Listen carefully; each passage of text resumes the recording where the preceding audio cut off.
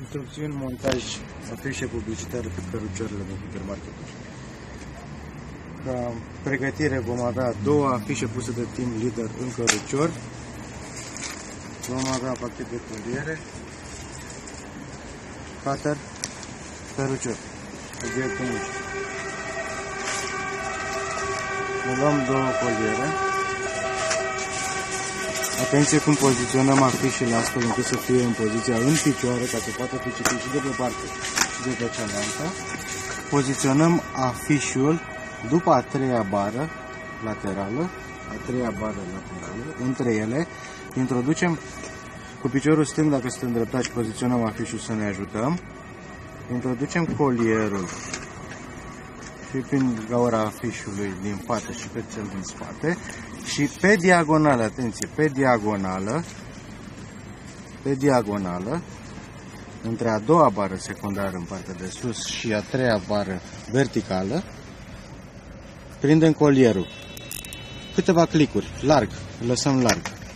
La fel facem și în partea opusă, pe diagonală, larg. Este foarte important să lăsăm colierele largi pentru a putea centra afișul ulterior.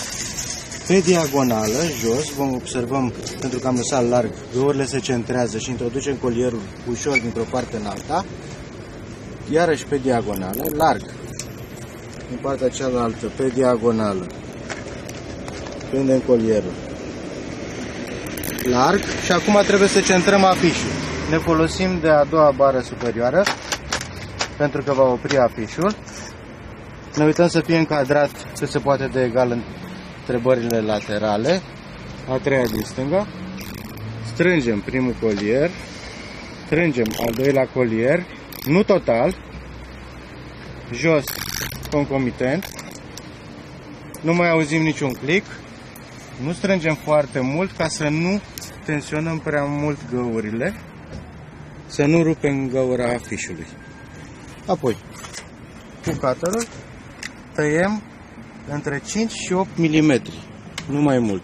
Între 5 și 8 mm, între 5 și 8 mm, între 5 și 8 mm, între 5 și 8 mm. Ultima operațiune este împingerea legăturii în interior pentru a nu agăța cumpărători.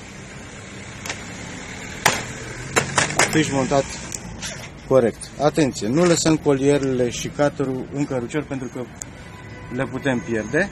La demontaj este foarte simplu. Cu cutterul se taie legătura,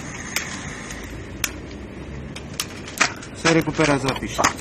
Succes!